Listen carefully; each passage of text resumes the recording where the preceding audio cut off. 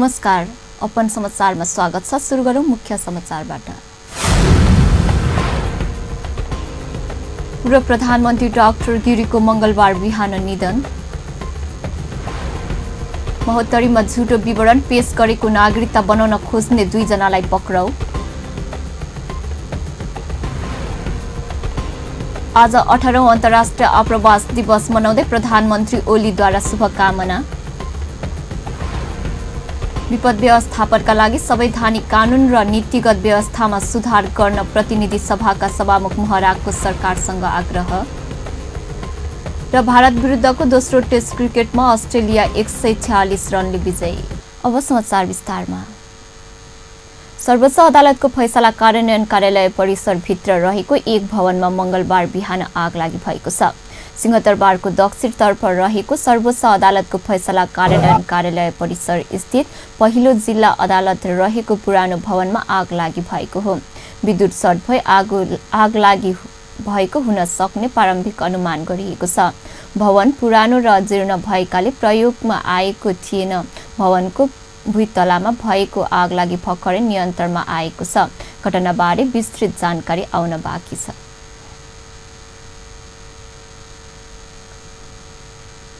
पूर्व प्रधानमन्त्री एवं वरिष्ठ राजनीतिक डाक्टर तुलसी गिरीको मंगलबार बिहान निधन भएको छ।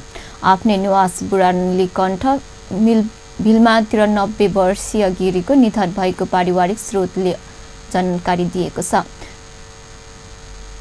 राजाको प्रत्यक्ष शासनको बेला मन्त्री परिषदको उपाध्यक्ष बनेको गिरी लामो समयदेखि कलेजो सम्बन्धी रोगबाट पीडित थिए। कलेजोमा क्यान्सर रोग लागेको उनी यस अघि करिब 10 दिनसम्म वैसेपाटी स्थित मेरी सिटी अस्पतालमा भर्ना भएका थिए। अस्पतालबाट घरमा ल्याइएको अवस्थामा मंगलबार बिहानै उनको देहान्त भएको हो।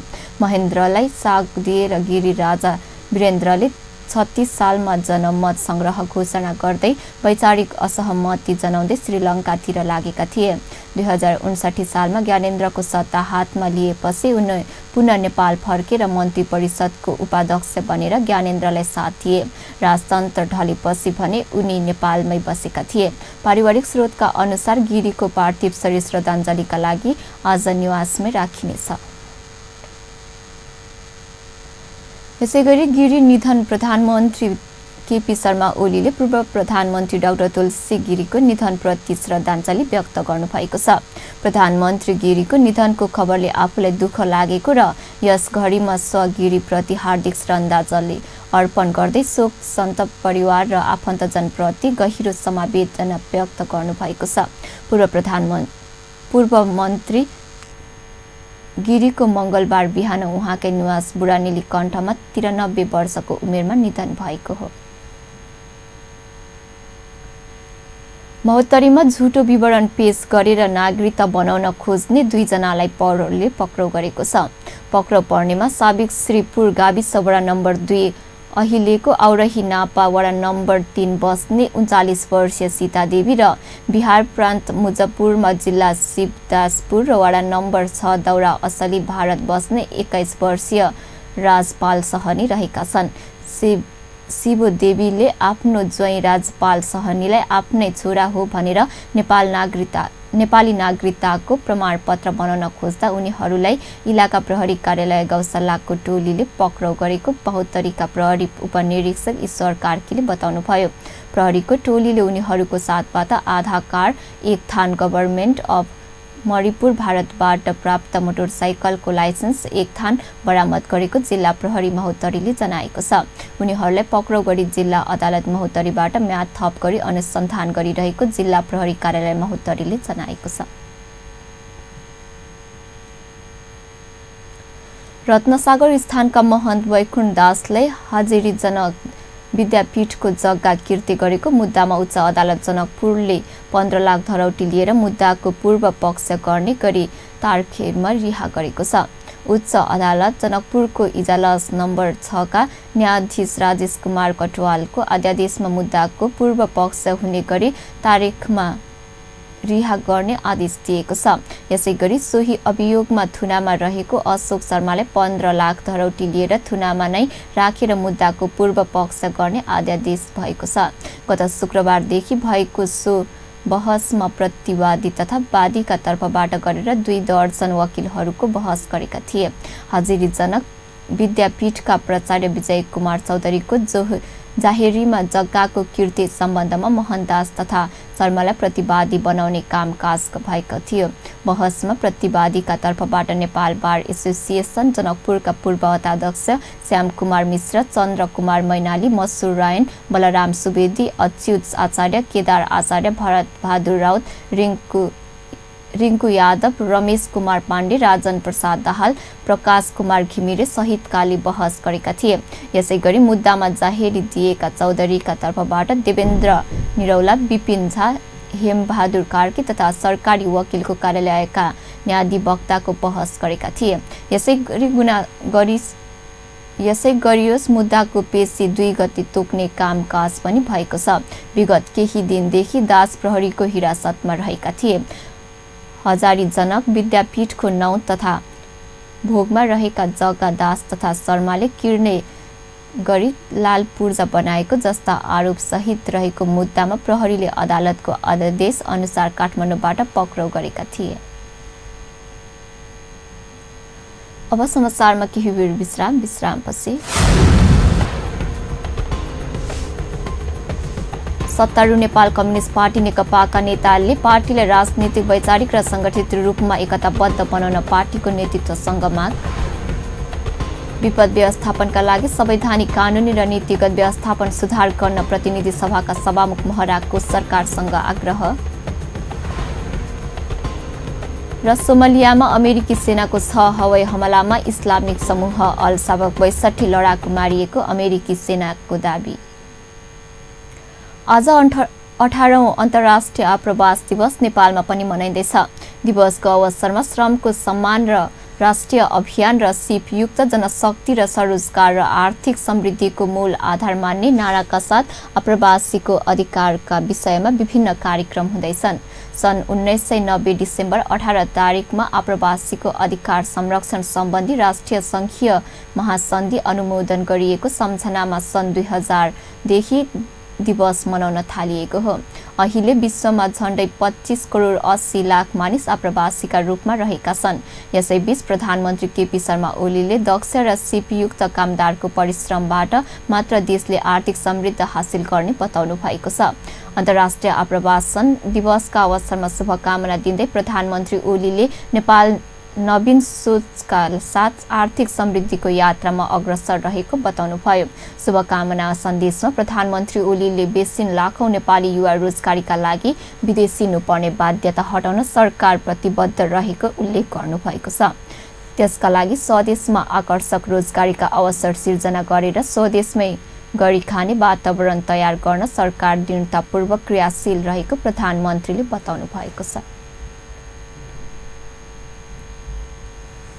सत्तारूढ नेपाल कम्युनिस्ट पार्टी नेकपाका नेताहरूले पार्टीले राजनीतिक, वैचारिक र संगठनिक रूपमा एकताबद्ध बनाउन पार्टी नेतृत्वसँग माग गरेका छन्। केन्द्रीय कार्यालय धुम्बारेहामा जारी पार्टी स्थायी समितिको मंगलबारको बैठकमा पनि नेताहरूले पार्टी सबै निकायहरूको एकीकरणको काम सम्पन्न गर्न ढिलाइ भएकोमा पार्टी नेतृत्वको आलोचना पनि गरिएका थिए। उनीहरूले सरकारले जनअपेक्षा अनुसार पनि काम गर्न नसकेको भन्दै गुनासो पनि गरे। पार्टीका अध्यक्षद्वय केपी शर्मा ओली र पुष्पकमल दाहालले बैठकमा पेश गर्नुभएको राजनीतिक प्रतिवेदनमाथि मंगलबारको बैठकमा 8 जना नेताहरूले आफ्नो धारणा राख्ने क्रममा पार्टीका वैचारिक, राजनीतिक तथा संगठनिक रूपले पनि एकताबद्ध बनाउन ढिलाइ नगर्न नेतृत्वको गम्भीर ध्यानकर्षण गराएको वरिष्ठ नेता झलनाथ खनालले जानकारी दिनुभयो। सोमबारको बैठकमा पनि नेताहरूले विधिसम्म ढङ्गले पार्टी नचलेको र सरकारले पनि जनअपेक्षा अनुसार काम गर्न नसकेको भन्दै पार्टी नेतृत्वको चर्को आलोचना गरेका थिए। आजको बैठकमा अध्यक्षद्वय ओली र दाहालले राजनीतिक प्रतिवेदनमाथिको छलफल नेताहरू केशव बराल, टोपबहादुर राईमाझी, भीम रावल, योगेश भट्टराई, शंकर पोखरेल, सत्यनारायण मण्डल, सोमनाथ प्यासी र पृथ्वी सुब्बा गुरुङले भाग लिनु भएको थियो। सरकार र पार्टीको हालसम्मको काम कारबाही बारे नेताहरूले बैठकमा आफ्नो धारणा राख्नु भएको पार्टी प्रवक्ता नारायण काजी श्रेष्ठले जानकारी दिनुभयो।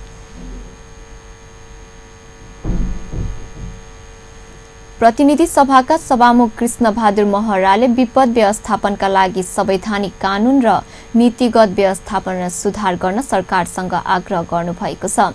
सभामुख महराले विपत्तिमा परेका बेला जीवधनको क्षति न्यूनीकरणका लागि स्रोत साधन तथा पूर्व तयारीको अभाव हुन नदिन पनि सरकारको गम्भीर ध्यानकर्षण गराउनुभयो। विपद सिर्जित व्यवस्थापित र राष्ट्रिय सम्मेलनले मंगलबार काठमाडौँमा उद्घाटन गर्दै उहाँले विपद व्यवस्थापित पारेका नागरिकलाई संकटको सामना गर्न सक्ने गरी शक्तिकरण अभियान सञ्चालन गर्न ढिलाइ गर्न नहुनेमा पनि जोड दिनुभयो। जुनसुकै खालका विपदका घटनाबाट हुन सक्ने जीवधन तथा सम्पत्तिको क्षतिलाई न्यून गर्न तथा विस्थापितहरूलाई उचित मानवीय तथा अधिकार मैत्री सहायता प्रदान गर्ने नीति तय गर्नु जरुरी छ। यसका लागि हामीले विपदमा हुन सक्ने सङ्कटपूर्ण मानवीय वसाइसरलाई मध्यनजर गरी आवश्यक क्षमतालाई वृद्धि गर्ने र प्रभावित समुदायलाई समेत समस्या सामना गर्न सशक्तिकरण गर्ने नवीनतम कार्यक्रमको आरम्भ हुन जरुरी छ। विगतमा विपदका कारण जुन खालको असुरक्षित कतिपय अवस्थामा पीडितहरूले गन्तव्यहीन यात्रा तय गर्नु पर्यो, यसको प्रमुख कारण पूर्व तयारीको अभाव र उपलब्धता स्रोत साधनको समेत उचित परिचालन हुन नसक्नु नै थियो। यसका निम्ति सभामुख महराले नेपाल भूकम्प लगायतका प्राकृतिक प्रकोपको उच्च जोखिममा रहेको मुलुकभित्र पर्ने भन्दै त्यसबाट बस्ने उपायबारे जनचेतनामूलक कार्यक्रम सञ्चालन गर्न पनि सरकारवाला निकायको ध्यानकर्षण गराउनुभयो।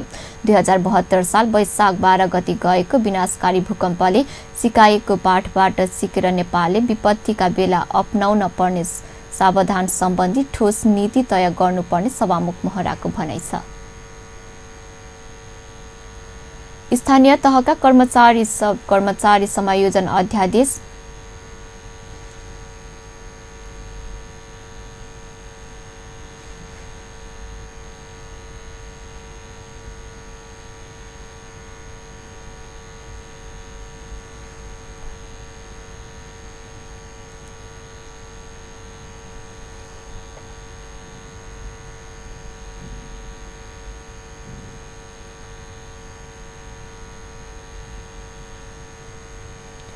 सप्तरीको राजविराज नगरपालिका वडा नम्बर 5 ले बाल विवाह मुक्त वडा घोषणा गरिएको छ।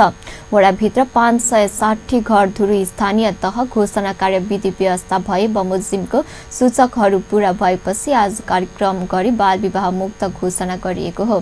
बाल विवाह मुक्त वडा घोषणाका लागि आवश्यक पर्ने सबै विधि र प्रक्रिया पूरा भएपछि बाल विवाह मुक्त वडा घोषणा गरिएको वडा अध्यक्ष समीर झाले जानकारी दिनुभयो।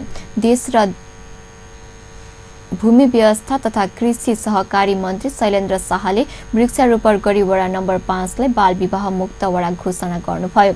वडामा लामो समयदेखि सेभ द सप्तरी र सेभ द चिल्ड्रेनको सहयोगमा बाल विवाह विरुद्ध सचेतना अभियान चलाइएको थियो। घोषणा सभामा मन्त्री शाहले मधेसमा विकृतिका रूपमा देखा परेका बाल विवाह अन्त्यका लागि वडा नम्बर 5 ले गरेको प्रयास सराहनीय रहेको भन्दै यसबाट अन्य वडाले पनि सिक्नुपर्ने बताउनुभयो। बाल विवाह जिन्दगी तबाह नाराका साथ सुरु भएको घोषणा सभामा राजविराज नगरपालिकाकी उपप्रमुख साधना झा, प्राध्यापक अरुणा कुमार झा लगायतले पनि विचार राखेका थिए। घोषणा सभामा सचेतमूलक सांस्कृतिक कार्यक्रम समेत प्रस्तुत गरिएको थियो। अब फेरि समाचारमा केही बेर विश्रामपछि सोमालियामा अमेरिकी सेनाको 6 हवाई हमलामा इस्लामी समूह 62 लडाकु मारिएको अमेरिकी सेनाको दाबी र भारत विरुद्धको दोस्रो टेस्ट क्रिकेटमा अस्ट्रेलिया 186 रनले विजयी। शेयर लगानीकर्ताहरूले अर्थमन्त्री डाक्टर युवराज खतिवडाको राजीनामा माग गर्दै काठमाडौँमा आमरण अनसन सुरु गरेका छन्। शेयर बजार सुधार र विस्तारको माग गर्दै एक साता अघिदेखि रिले अनसन सुरु गरेका उनीहरूले माग सरकारले सुनवाई नगरेपछि काठमाडौँको भद्रकाली स्थित नेपाल स्टक एक्सचेन्ज कार्यालयको मूल गेटमै शेयर लगानीकर्ता दबाव समूहको तर्फबाट आमरण अनसन सुरु गरिएको हो। शेयर लगानीकर्ताको तर्फबाट आमरण अनसन सुरु गर्नुभएका शेयर लगानीकर्ताद्वय हरि ढकाल र तिलक कोइरालाले आफूहरूको माग सम्बोधन नगरेको भन्दै अर्थमन्त्री खतिवडाको राजीनामा माग गर्नुभएको छ। आफूहरूको माग सम्बोधनका लागि अर्थ मन्त्रालयद्वारा गठित उच्च स्तरीय अध्ययन समितिको कामै नभएको भन्दै ढकाल र कोइरालाले आपत्ति समेत जनाएका छन्। अब हामीले खोजेको के हो भने यी व्यक्तिहरूको बर्खास्ती र पुँजी बजारमा गर्नुपर्ने सुधार र विस्तार सम्बन्धी रणनीतिक कामहरूको कार्यान्वयन, यति हो। अर्थमन्त्रीको चाहना विपरीत एक शब्द पनि त्यहाँ पर्नेवाला छैन, त्यो समितिको प्रतिवेदनमा पर्दैन र त्यो समितिको प्रतिवेदन अल्झाउन शेयरमा लगानी छैन। म आम लगानीकर्ता, देशभरका लगानीकर्ताहरूलाई आह्वान गर्न चाहन्छु, यो महाअभियान हो, यो माफिया विरुद्धको अभियान हो। यो अभियानमा साथ दिनुहोला। कारोबार आज मैले पटक पटक यो 1 महिनाको पिरियडमा भनिराखेको छु, 1 महिना 2 महिनाको बजार हरियो र रातोमा नलाग्नुहोस्। यी हाम्रा मुद्दाहरू सम्बोधन भए भने मुद्रा र पुँजी बजारमा देखिएको समस्या समाधान गर्न अर्थ मन्त्रालयद्वारा गठित उच्च स्तरीय अध्ययन समितिले यसै साता प्रतिवेदन पेश गरी तयार गरेको छ। तर शेयर लगानीकर्ताहरूले सो समितिको पेश गर्ने प्रतिवेदनको आफूहरूको समस्या समाधान गर्न नसक्ने दाबी पनि गरेका छन्। शेयर लगानीकर्ताहरूबाट कर असुलीमा समेत वृद्धि गरेपछि लगानीकर्ताहरू सरकारसँग आक्रोशित भएका हुन्। उनीहरूले आफूहरूको लगानीको सुरक्षा गर्न माग गर्दै सरकारलाई दबाब दिन यस अघि पनि नेपाल स्टक एक्सचेन्जको कार्यालयमा धरना सहित विरोध प्रदर्शन कार्यक्रम गर्दै आएका छन्। अब अन्तर्राष्ट्रिय समाचार।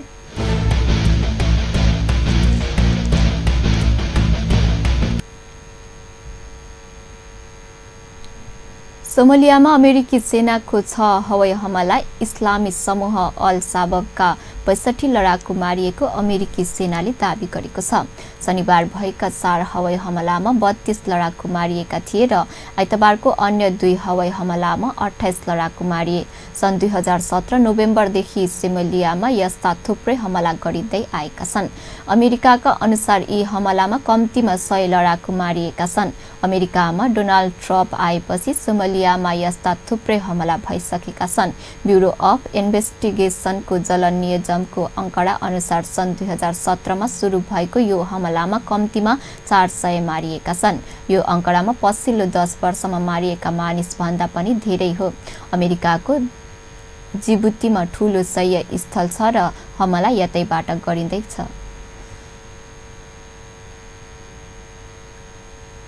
अब खेल समाचार।